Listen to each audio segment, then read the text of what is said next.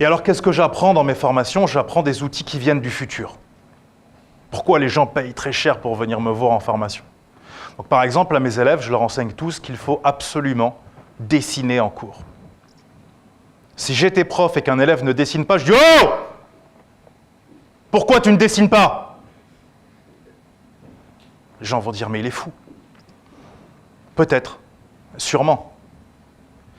Ou alors peut-être que quand quelqu'un dessine, il y a une explication. Bien sûr. Quand quelqu'un dessine, il y a deux possibilités. La première, c'est que le niveau de ce qui est dit, ou les informations, sont trop nombreuses. Donc son cerveau conscient décroche. Le cerveau conscient est limité à 4 infos par seconde. S'il y a trop d'informations, le cerveau conscient décroche. Et le subconscient doit prendre le relais. Le minimum du subconscient, c'est 4 milliards d'informations par seconde. C'est pour ça qu'en classe, on a sûrement tous connu cette scène. On a par exemple, comment tu t'appelles? Non, dans le fond, toi. Samir. Donc Samir, il est dans le fond, il est à côté de Mélissa. Il se balance sur sa chaise. Non, on imagine, bien sûr. On imagine, il est dans le fond sur sa chaise en train de draguer Mélissa. Donc il fait plusieurs actions. Il se balance, il drague Mélissa, il mange un chewing-gum. Et à un moment, le professeur lui dit « Samir !» Et Samir lui répond « Oui, je sais, vous avez dit que c'était en 1789, etc., qui sont arrivés. » Donc là, à un moment où c'est très compliqué pour les autres de se concentrer, lui, il peut en même temps draguer, manger un chewing-gum, se balancer sur sa chaise. Et pourquoi il mémorise parfaitement? Parce qu'il n'essaye pas de mémoriser. Il lâche prise. Et au moment où le professeur le rappelle, son subconscient lui dit « Voilà tout ce qui vient d'être passé, maintenant tu l'as à disposition. » Ça, c'est la puissance du subconscient. Et donc, quand il y a trop d'informations pour un élève, on ne lui demande pas de rester concentré. On lui dit « dessine ». Prends un papier et dessine. Ça permet à ton conscient de se concentrer sur le dessin et ton subconscient, qui a 4 milliards d'infos, de prendre le relais. Donc voilà, par exemple, certaines choses que j'enseigne aux gens, comme quoi dessiner peut paraître stupide parfois, alors qu'en fait, c'est la meilleure chose à faire, bien sûr. Et comme je vous disais, je suis un peu comme McFly, je viens du futur et je ramène plein de techniques aux gens et je leur propose, et libre à chacun de prendre ce qui l'intéresse ou pas. Et puis il y a le E égale MC2, j'aime bien les équations de la légende personnelle, parce que beaucoup de gens me disent, d'accord, vous avez fait tout ça, mais moi maintenant je fais comment pour ma légende personnelle? Je leur dis, c'est très simple, voilà l'équation. Tu vas essayer de réussir. Et inévitablement, comme tous les êtres humains, tu vas misérablement échouer. Tu vas essayer d'être en couple, et misérablement, comme tous les êtres humains, tu vas échouer. Parce que tu n'as pas été formé à être en couple. Tu n'as pas été formé à réussir. Tu n'as pas été formé à donner la meilleure version de toi-même. Mais qu'est-ce que la plupart des humains vont faire après l'échec? Ils vont s'arrêter d'essayer. Parce qu'ils vont se dire, j'ai souffert, je ne veux plus jamais souffrir, donc je préfère souffrir d'être comme je suis maintenant, plutôt que de prendre un nouveau risque et d'obtenir quelque chose en retour. Et c'est pour ça que seulement 5% de l'humanité arrive ici. Parce que les 5% ont compris qu'il fallait essayer, échouer, jusqu'à trouver le bon chemin pour réussir. Et il faut complètement oublier, si vous voulez réussir, les notions de gain, de perte et d'échec. Vous allez perdre, vous allez échouer, vous allez souffrir.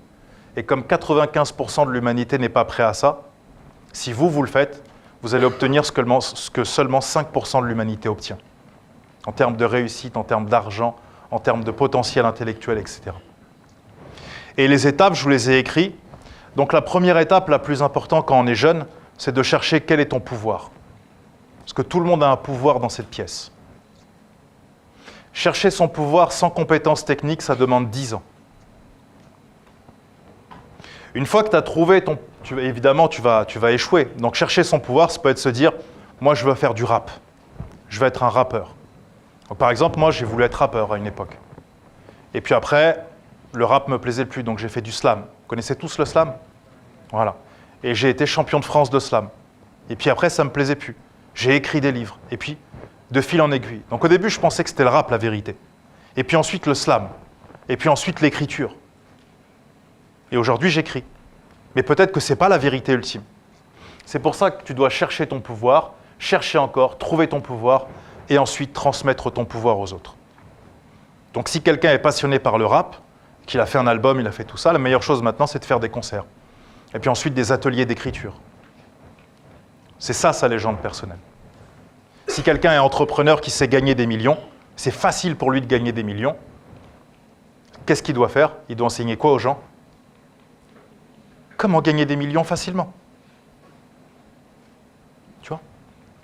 Si quelqu'un est bon à l'école, qu'est-ce qu'il doit faire? Il enseigne aux gens comment être bon à l'école. Tout simplement.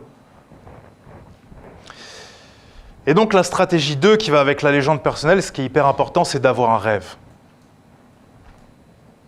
Et souvent on vous dira, ouais, c'est niais, ouais, avoir un rêve, ouais, t'es dans les nuages et tout. Bien sûr, bien sûr. Alors, voilà le rêve de 2 personnages que je vais vous présenter. C'était de se taper le Dawn Wall, le mur le plus dur au monde à escalader. Donc vous voyez, hein, c'est tout droit. Et il n'y a aucune prise pour les mains. Et il n'y a que 2 gars, 2 fous qui avaient réussi à faire ça. Et eux, ils se sont dit, allez, on va le tenter. On va se faire le mur le plus dur au monde. Et c'était leur légende personnelle. Kevin Georgeson et Tommy Caldwell. Ils ont fait ce que personne n'arrive à faire. C'est la voie la plus dure au monde et ils ont mis 19 jours à rester comme ça, plantés au-dessus du vide, dormir dans des tentes, etc. Pourquoi je vous montre ça? Parce que selon moi, chaque jeune, chaque être humain, il doit trouver quel est son down wall à lui. Alors, je vais vous inviter à prendre tous une feuille, à déchirer un bout de papier, ou prendre une grande feuille même, et écrire c'est quoi votre down wall à vous. C'est quoi votre rêve? C'est quoi votre objectif? C'est être caissière à Carrefour Market? C'est quoi? Et vous l'écrivez en gros sur la feuille.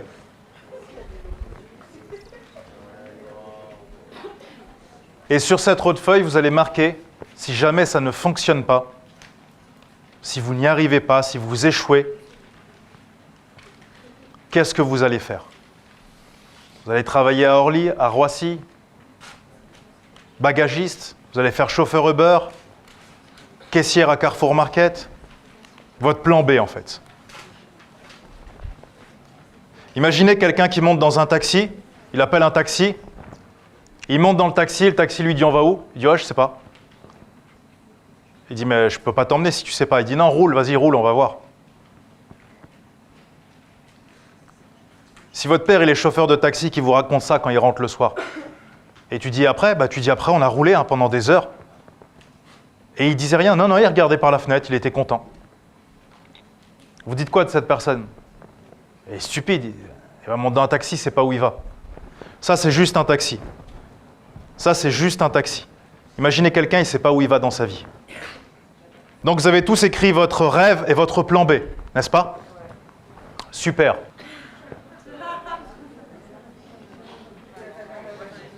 Il ne faut jamais avoir de plan B. Il n'y a que 3 catégories de personnes sur Terre qui ont le droit d'avoir un plan B. Alors peut-être que vous en faites partie.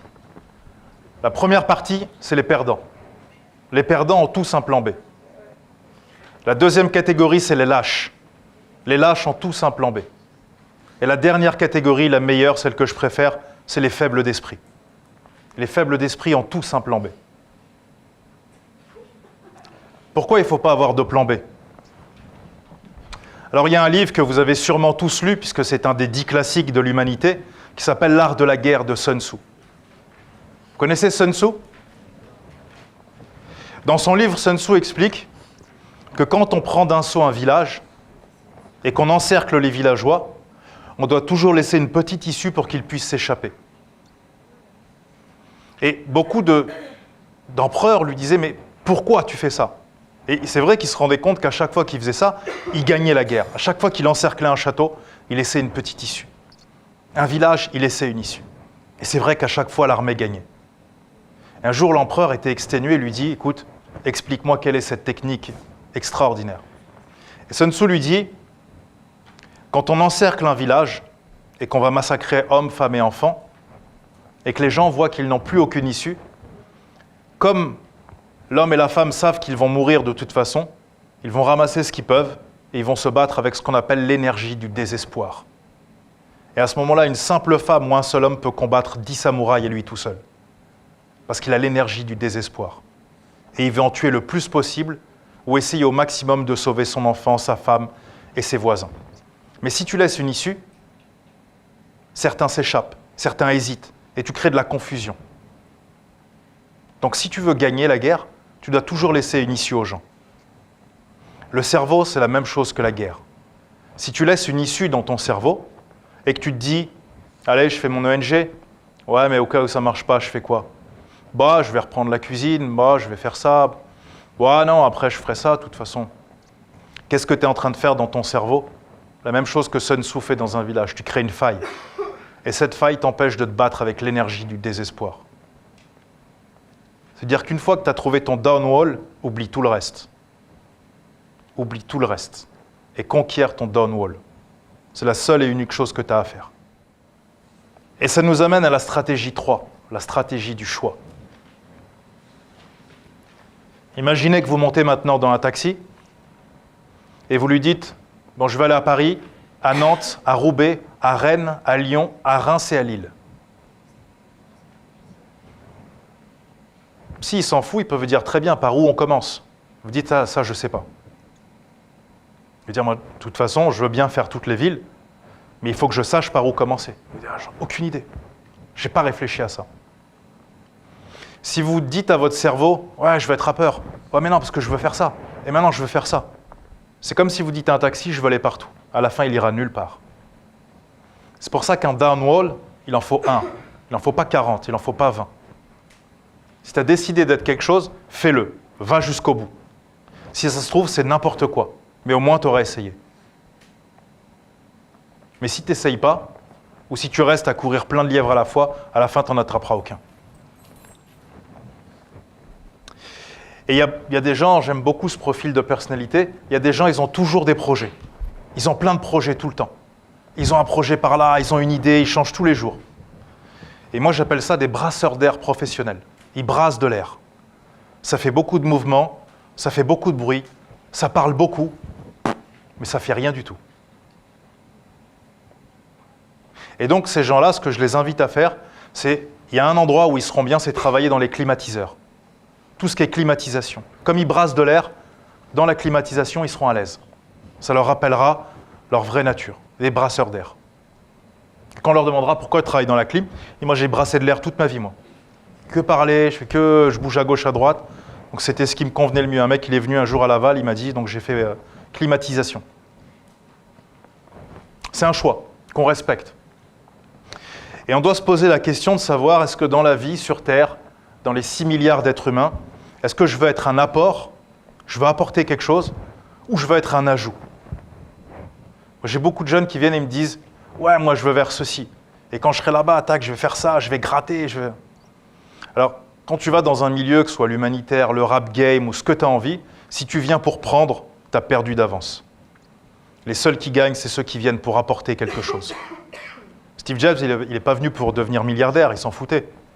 Il avait une idée. Michel-Ange, il n'est pas venu pour devenir le peintre le plus célèbre au monde. Il avait une idée. Il était fou de peinture. Tu vois? Donc si tu viens pour apporter, là, il peut se passer des choses miraculeuses. Mais si tu veux juste être un ajout, prends cette décision d'être juste un ajout. Mais il faut que tu fasses ce choix. Est-ce que dans l'humanité, je veux être un apport? Ou est-ce que je veux juste être un ajout? Ça me suffit à moi. Et puis oui, souvent, quand on ne veut pas être dérangé, on met son téléphone en mode avion. Il y a des gens, leur life, elle est en mode avion. Et ils ne captent rien. Ils sont à la ramasse. Pas de réseau, pas de 3G, même pas de Edge. Ils ne sont plus connectés au monde. Tu vois. Ils sont dans leur monde à eux. Et dans ton monde à toi, tu as quoi? Tu as les photos qui sont déjà là, tu as les applications qui marchent sans rien, mais le reste du monde, tu n'es pas connecté.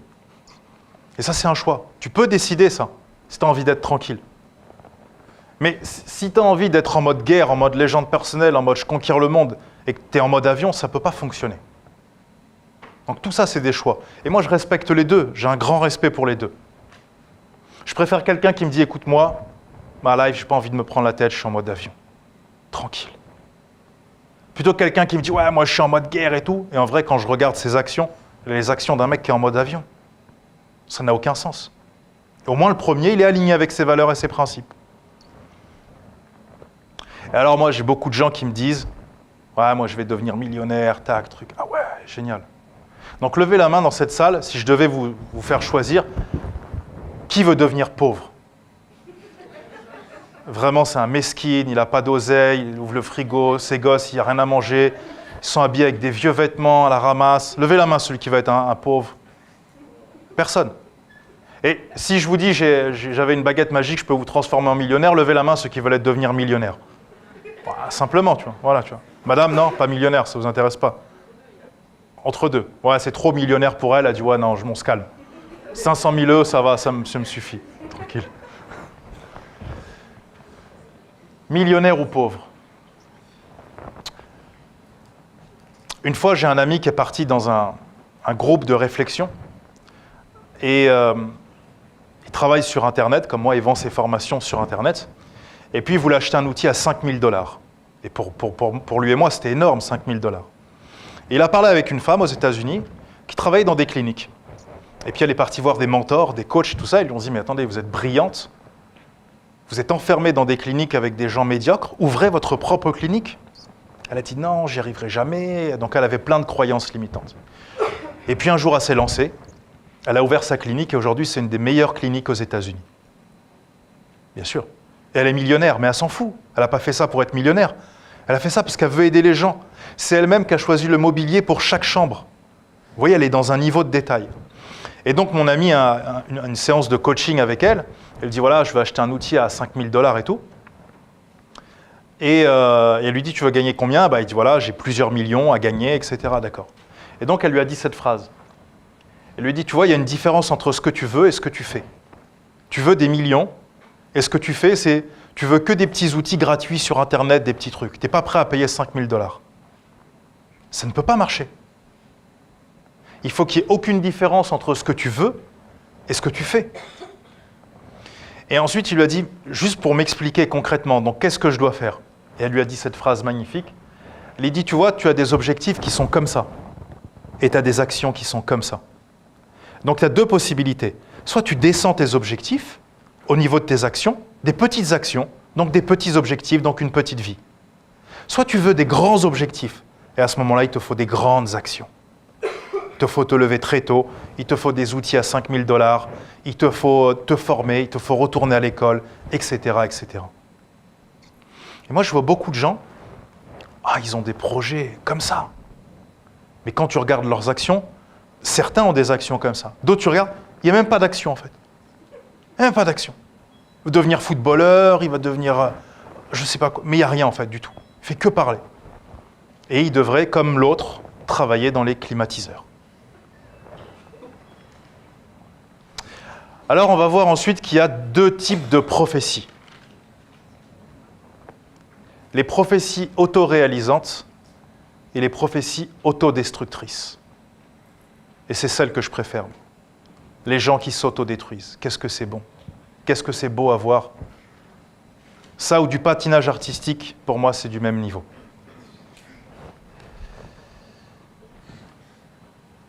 Millionnaire, c'est possible ou pas de devenir millionnaire? Par exemple, toi, tu penses que... Comment tu t'appelles? Mélissa, tu peux devenir millionnaire? Ah, Mélissa, t'aurais dû t'asseoir dans le fond. Pour l'exemple, au moins. Tu peux devenir millionnaire comme ça en 1-2 ans ou non, là, c'est chaud pour l'instant? Ok. Quelqu'un pense que c'est impossible pour lui, il dit non, moi, là, maintenant, là, c'est mort. De toute façon, toi, quelqu'un d'autre? Donc, tous les autres, vous pensez que c'est possible? Ok, cool. Alors, j'ai une bonne nouvelle. Que tu penses que tu peux ou que tu ne peux pas, dans les deux cas, tu as raison. Bien sûr. Pourquoi? Exactement, ouais. Si tu penses que tu es un abruti ou qu'on t'a dit que tu es un abruti et que tu le crois, oui, tu vas être un abruti. Ouais. Mais si tu penses que tu es un génie et que peu importe ce qu'on va te dire, tu as décidé que tu seras un génie, il est fort probable que tu le deviennes. Après, chacun appelle ça comme il a envie, mais en effet, oui.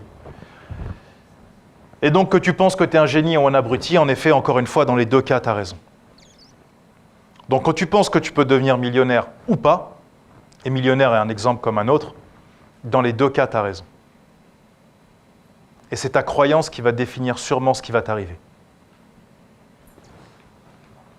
Et donc nous, on va chercher quels sont les types de croyances.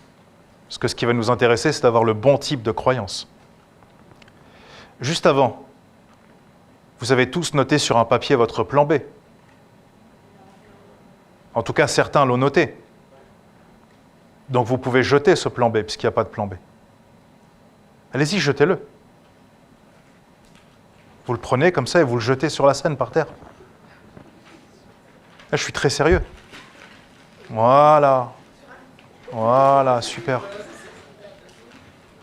Tout simplement, en fait. Puisqu'il n'y a pas de plan B.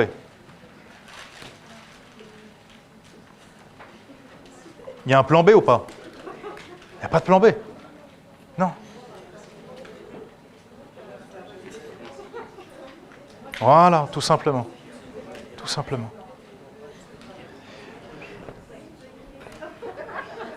Et vous voyez, normalement, on va se dire, un formateur, en veste et tout, mais on ne peut pas jeter des papiers, etc. Qui a dit qu'on ne peut pas? Qui? Il est où? Il habite où? Comment il s'appelle? Personne? Donc c'est une croyance. Attention, surtout, ne passe pas à l'action après cette vidéo. Non, surtout reste dans l'ombre et continue de priver le monde de ta lumière.